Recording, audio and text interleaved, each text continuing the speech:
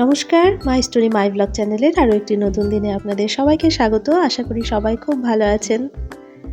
আমি সকাল থেকে আজকের কাজকর্ম শুরু করে দিয়েছি। তার আগে স্নান দান করে এখানে ছাদে এসেছি জামা কাপড় মেলতে, আর সেই সঙ্গে একটু রোদের গাটা গরম করে নিতে। কারণ এখন এত ঠান্ডা পড়েছে যে মনে হয় যে ছাদেই সারাক্ষণ বসে থাকি। রান্নাবান্না সব যদি ছাদেই করতে পারতাম, ছাদেই ঘুমোতে পারতাম, তাহলে বোধহয় ভালো হতো। ওই জন্য ছাদে এলে আমার আর নিচে যেতে ইচ্ছে করে না, কিন্তু কি করা যাবে, নিচেও তো কাজ থাকে। এদিকে চন্দ্রমল্লিকা, ডালিয়া এই গাছগুলো তো আমার শেডের নিচে রাখা ছিল, তো ভাবলাম এখন তো রোদের তাপ খুব বেশি না, ওই জন্য গাছগুলোকে আবার একটু রোদে নিয়ে এসেছি। কারণ রোদও দরকার গাছের জন্য, সবসময় ছায়ায় রাখলে কিন্তু আবার গাছের গ্রোথ ভালো হয় না, বা রুটসও পচে যায়। তো এখানে এত ছোট ছোট চারাগুলো কিনে এনেছিল আমার হাজব্যান্ড, এগুলোকে এখন বাঁচানোই মুশকিল, এগুলো খুবই ছোট ছিল।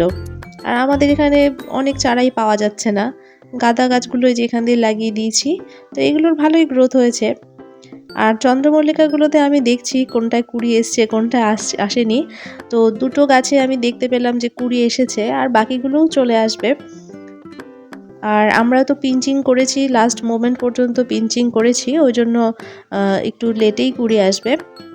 আমার কোনো গাছের টবে মাটিগুলো খুঁড়ে দিয়ে চলে যাচ্ছে, কোনো পাখি আসছে না কি যে আসছে, আমাদের এখানে তো বানর টানর নেই, তাহলে কোনো পাখি ওরকম মাটিগুলো খুবলে দিচ্ছে কিনা বুঝতে পারছি না।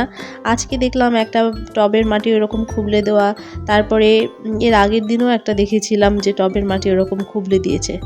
তো আমার সৃষ্টি তো এরকম দুষ্টুমি করবে না, কিন্তু এটা মনে হয় কোনো পাখিরই কাজ।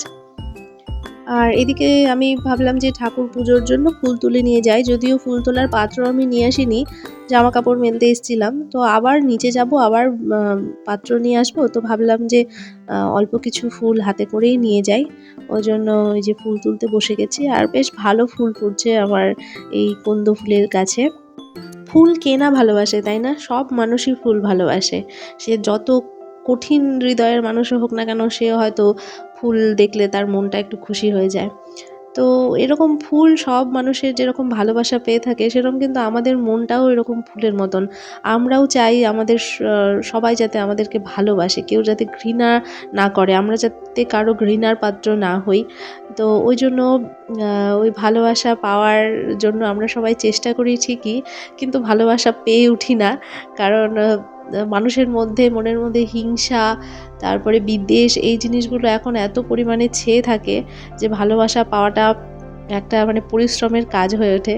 তো আমার যেটা মনে হয় যে শুধুমাত্র অন্যের উপর দোষ দিলে হবে না, মানুষের ভালোবাসা পাওয়ার জন্য নিজের মধ্যেও কিছু পরিবর্তন আনা দরকার, নিজের চরিত্রের মধ্যে কিছু জিনিস থাকা দরকার, যেগুলো আপনার ক্যারেক্টারের প্রতি মানুষের আকর্ষণ করবে, আর মানুষ ভালোবাসতে বাধ্য হবে।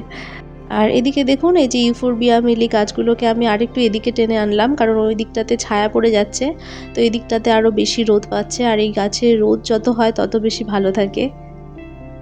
তারপরে আমি আবার এই যে নিচে চলে এসেছি, যেহেতু স্নান হয়ে গেছে তো পুজো দিয়ে নেব।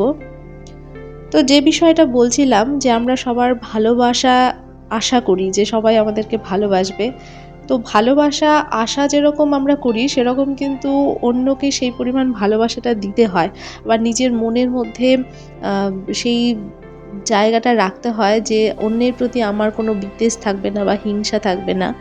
তো ওই জন্য আমাদের মনের মধ্যে যে একদম হিংসা বিদ্বেষ থাকে না সেটা বলা ভুলই হবে হয়তো, সেরকম কোনো বিশেষ জ্ঞানী ব্যক্তিরাই এর অধিকারী হন।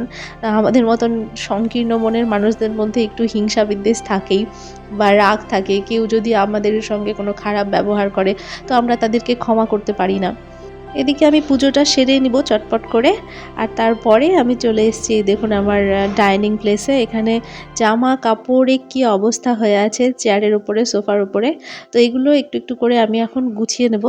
আর চলুন সেই সঙ্গে আজকের বিষয় নিয়ে একটু কথা বলি, নিজের মনের ভাব প্রকাশ করি, আর সেই সঙ্গে আশা করব আপনারাও কমেন্টে নিজের মতামত দেবেন। তো আমার মনে হয় যে নিজের মধ্যে মাত্র দুটো পরিবর্তন আনলেই সবাই আপনাদেরকে বা আমাদেরকে ভালোবাসতে বাধ্য হবে।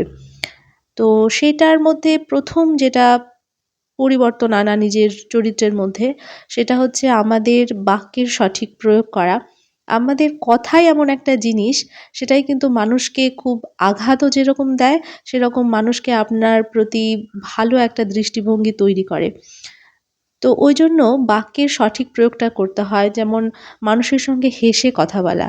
আমরা অনেক সময় অনেক মানুষকে চলতে ফিরতে অ্যাভয়েড করি।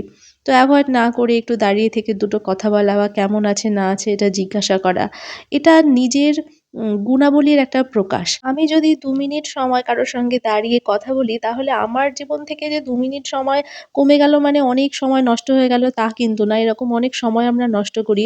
কিন্তু আমাদের চারপাশের মানুষের সঙ্গে কথা বলার মতন সময় আমাদের হয় না। তো আমার মনে হয় মানুষের সঙ্গে কথা বলাটা দরকার এবং পজিটিভ মাইন্ডেড কথা বলা দরকার। যেমন যেকোনো মানুষের সঙ্গে যদি আপনি কথা বলতে যাবেন, দেখবেন তার পারিবারিক অশান্তির কথা বলছে বা শারীরিক সমস্যার কথা বলছে। তো সেই রকম পরিস্থিতিতে আমাদের তাকে আরো সাহস যোগানো উচিত যে আপনি সুস্থ হয়ে যাবেন কি এই সমস্যা কাটিয়ে উঠতে পারবেন। তো অনেক সময় হয় না আমরা তাদেরকে সাহস না দেখিয়ে উল্টোপাল্টা আরো বরঞ্চ ভয় দেখায় যে অমুকেরও এরকম হয়েছিল, তার এরকম অসুস্থতা ভোগ করেছে, ফেস করেছে বা আপনার সংসারেও সমস্যা আছে বা আমার সংসারে নিজেদের সমস্যার কথা টেনে আনে। তো এই ধরনের সমস্যায় জর্জরিত না হয়ে বরঞ্চ সমস্যা থেকে বেরিয়ে আসার মতন পজিটিভ কথা বলাটা দরকার। আর একটা জিনিস আমরা মনে হয় যেটা সেটা নিজেদের প্রতিষ্ঠিত করা বা নিজেদের মান-সম্মান বা অর্থ প্রতিপত্তিকে প্রতিষ্ঠিত করার জন্য আমরা অন্যদেরকে ছোট করে দেখি। অন্যের মনে আঘাত দিয়ে কথা বলি।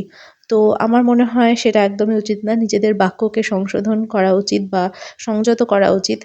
কারো সমালোচনা করার আগে আমাদের ভাবা উচিত যে উম আমি যার সম্বন্ধে এই কথাগুলো বলছি বা যাকে এই নিয়ে বলছি সে আমার সম্পর্কে কি ভাববে, তাই না? মানে আমরা হয়তো সমালোচনা করে যাই, কিন্তু এটা আশা করি না যে আমি যে এই কথাগুলো বললাম তাহলে তার দৃষ্টিতে আমি কতখানি ছোট হয়ে গেলাম। তো এই জিনিসগুলো আগা-পেছা ভেবে তারপরে আমাদের কথাগুলো বলা উচিত। সবসময় মনে রাখা দরকার যে আমার কথা বা আমার আচরণ যাতে অন্যের কাছে দৃষ্টিকটু না হয় বা অন্যে আমাকে কখনো মনে না করে যে এর ব্যক্তিত্বটা এইরকম, পার্সোনালিটিটা এরকম। তো সেই ধরনের নেগেটিভ পার্সোনালিটি কখনোই মানুষের সামনে তুলে ধরবেন না। আপনার মধ্যে যে ভালো গুণটা আছে সেটা নিজের কথার মধ্যে দিয়ে প্রকাশ করুন। আর এখানে দেখুন আমার এই যে সোফার ছোট টেবিলটা আর ডাইনিং টেবিলটা মোটামুটি গুছিয়ে রাখলাম। আর তারপরে চলে এসেছি এই যে টিভি ক্যাবিনেটের জায়গাটাতে। তো এটা আমি যত গুছিয়ে রাখি না কেন এটা এলোমেলো হতেই থাকে। ওইজন্য কোন দিক থেকে শুরু করব আর শেষ করব বুঝে পাই না। তো যাই হোক মোটামুটিভাবে একটু গুছিয়ে নেব। খুব বেশি এখানে আর খালি করব না। কারণ এটা যতই আমি একটু ফাঁকা রাখার চেষ্টা করি না কেন ওটা থাকবে না। এটা ঠিক ভরেই যাবে। উম খাতাপত্র, তারপরে খেলনা এই সমস্ত জিনিস দিয়ে। তো হালকাভাবে মুছে নিলাম। আর এই যে প্ল্যান্টারগুলো আমি রেখেছি, গাছগুলো রেখেছি, সেগুলোর শুকনো পাতাগুলো তুলে দিচ্ছি। তো এগুলো ভালোই আছে। ঘরের মধ্যে থাকলেও এগুলোকে আমি যেহেতু মাঝে, মাঝে বাইরে রোদে রাখি, ওইজন্য গাছগুলো বেশ ঘরের মধ্যে থেকেও ভালো গ্রোথ হচ্ছে। আর একটা জিনিস যেটা আমি বলব সেটা হচ্ছে নিজের বাচনভঙ্গি যেরকম পরিবর্তন করা দরকার ঠিক সেরকমই নেগেটিভ মানুষদের থেকে সবসময় দূরে থাকুন। কারণ নেগেটিভ মানুষ শুধুমাত্র যে আপনাকে আপনার মাইন্ডকে নেগেটিভিটি ছড়িয়ে দিবে সেরকমটা ব্যাপার না। যদি আপনি যতই পজিটিভ হোক না কেন যখন আপনি নেগেটিভ মানুষের পাল্লায় পড়বেন না তখন আপনার যুক্তি খাড়া করতে ইচ্ছে হবে। যে না আপনি যেটা বলছেন সেটা ভুল। মানে সঠিক যুক্তিটা প্রদর্শন করতে ইচ্ছে হবে নিজের, যদি আপনি যুক্তিবাদী হন। কিন্তু সেক্ষেত্রে কি হয় বলুন তো? সেখানে তর্ক চলে আসবে। কারণ সে তো তার জায়গা থেকে হেলবে না। এবার আপনার কথা সে বোঝার চেষ্টা করবে না। এবার আপনি যে মতটা প্রকাশ করবেন সেটা স্বীকার করবে না, মানতে চাইবে না, তখন শুরু হয়ে যাবে তর্ক। তো সুতরাং এই তর্ককে এড়িয়ে চলার জন্য নেগেটিভ মানুষকে সবসময় এড়িয়ে চলুন। দূরে থাকুন এই ধরনের মানুষদের থেকে। আর শুধু বাইরের মানুষদের কথাও নয়, বাড়ির মধ্যেও অনেক সময় আমরা হাসব্যান্ড ওয়াইফ বা পরিবারের লোকদের মধ্যে বিভিন্ন কারণে কথা বলার মাধ্যমে একটু তর্কের সৃষ্টি হয় যখন নিজের মত অন্যের সঙ্গে মেলে না। তো বলব যে যখনই এই ধরনের তর্কের সৃষ্টি হবে তখন চুপ করে যান। সবসময় নিজের যুক্তিকে প্রতিষ্ঠিত করতে গিয়ে কোনো লাভ হয় না। আমি দেখেছি বরঞ্চ লোকসানই হয়। কারণ মাথা যখন গরম থাকে না তখন কারোর যুক্তি কেউ শুনতে চায় না। নিজেই নিজেকে সঠিক মনে করি আমরা। তো ওইজন্য যখন মাথা ঠান্ডা থাকবে তখন যুক্তি দিয়ে বোঝানোর চেষ্টা করা উচিত। কিন্তু মাথা গরম হলে তর্ককে একদম এভয়েড করুন। কারণ তর্ক জিনিসটা নিজের শুধুমাত্র পরিবেশ না, নিজের হেলথকেও খুব খারাপভাবে এফেক্ট করে। আর এখানে দেখুন এই যে এই ঘরটার মধ্যে আমি তখন সমস্ত জামাকাপড় এনে জড়ো করে রেখেছিলাম। তো এখন এগুলো আমি গুছিয়ে নিচ্ছি। আর এতগুলো জামাকাপড় গোছাতে প্রচণ্ড ধৈর্যের দরকার হয়। এটা খুবই বিরক্তিকর কাজ। আর এখন শীতের দিন তো মানে জামাকাপড়, সোয়েটার এগুলোর আর অভাব নেই। এগুলো রোজ দিন ব্যবহার হচ্ছে। আর একটা সময় যখন রোদ উঠছে তখন খুলে খুলে এই তো এরকমভাবে বিছানার উপরে, চেয়ারের উপরে ছড়িয়ে ছিটিয়ে থাকে। আর এগুলো গোছানোর দায়িত্ব তো আমার। কারণ এই জিনিসটা কেউ করবে না। আমার মেয়েও করবে না, হাসব্যান্ডও করবে না। ওই ফেলে রেখে চলে গেল। আবার যখন ব্যবহার করার দরকার হলো তখন জায়গা থেকে নিয়ে নিল। কিন্তু গুছিয়ে আর রাখার কারো প্রয়োজন নেই। তো এটা আমাকেই করতে হয়। ওইজন্য দেখুন এই যে জায়গা মতন ভাঁজ-টাজ করে আমি আবার রেখে দিচ্ছি। ঘর সবসময় যদি ওরকম অগোছালো হয়ে থাকে না, ভালোও লাগে না। কেমন অপরিষ্কার, অপরিষ্কার লাগে। বরঞ্চ একটু গুছিয়ে রাখলে বেশ ভালো লাগে। তো আজকে আমি যে বিষয়ে বললাম সেটা আপনাদের কেমন লাগলো? আপনাদের মতামতও আপনারা কমেন্টের মাধ্যমে জানাবেন। সেই সঙ্গে নতুন বন্ধুরা যারা দেখছেন তারা চ্যানেলটিকে সাবস্ক্রাইব করে আমাকে এগিয়ে যেতে সাহায্য করবেন। এখন আমি একটু বেডে এসে বসলাম। ছাদে আর গেলাম না, তার কারণ আমার বেডে এই যে রোদ আসছে, জানলা খুলে দিয়েছি আর এই জানলাটা দিয়ে একদম বিছানার মধ্যে রোদ পড়ে, বালিশ টালিশও এই রোদে গরম হয়ে যায়। তো আমিও একটু রোদে বসলাম, স্নান করে পুজো দিয়ে সেই যে কাজকর্মে লেগে গেছি। তো এখন মনে হচ্ছে না একটু রোদ পোহিয়ে নিই। তো ওই জন্য একটু বসলাম। আর সৃষ্টির স্কুলে স্পোর্টস হবে, ওই জন্য প্র্যাকটিসে গেছে। তো জানি না ও স্পোর্টসের আগে কোনো দিন মানে এটা তো ওর সেকেন্ড বছর স্কুলের। তো ফার্স্ট বছর যখন ছিল তখন স্পোর্টসে নাম দেওয়ায়নি। তো এবার জানি না স্পোর্টসে পার্টিসিপেট করছে তো কি করবে না করবে। তা আমি তো স্পোর্টসে একদমই ভালো ছিলাম না। আমার মেয়ে জানি না কি হবে। আমি ছোটবেলায় যখন রেস করতাম, দৌড়তাম, তখন লাস্ট থেকে ফার্স্ট হতাম। মানে আমার পিছনে কেউ থাকতো না। আমার বাবা জিজ্ঞাসা করতো যে কেমন দৌড়েছিস? আমি বললাম ভালোই দৌড়েছি। তো বলতো যে তোর পিছনে কেউ ছিল? আমি বললাম না, পিছনে তো কেউ ছিল না। তো ওই জন্য আমি লাস্টের দিক থেকে ফার্স্ট হতাম। তো আমার মেয়ে জানি না কি হবে। আমার মেয়ে বলছে যে যদি আমি লাস্টে থাকি তাহলে কি হবে? আর না, কি আর হবে, ভালোই হবে, তুমি লাস্ট থেকে ফার্স্ট হবে, এদিক থেকে হলেও যা ওদিক থেকে হলেও তা একই ব্যাপার। প্রাইজটা অনেক সময় ফার্স্টের দিক থেকে হলে পাওয়া যায় আর লাস্টের দিক থেকে হলে পাওয়া যায় না। কিন্তু পার্টিসিপেট করো, ভালো লাগবে খেলাধুলার মধ্যে থাকলে। তো ও খেলাধুলায় জানি না কেমন কি হবে, এখনো পর্যন্ত তো সেরকম পার্টিসিপেট করেনি কোনো কিছুতে। তো ওর আসার সময় হয়ে যাবে।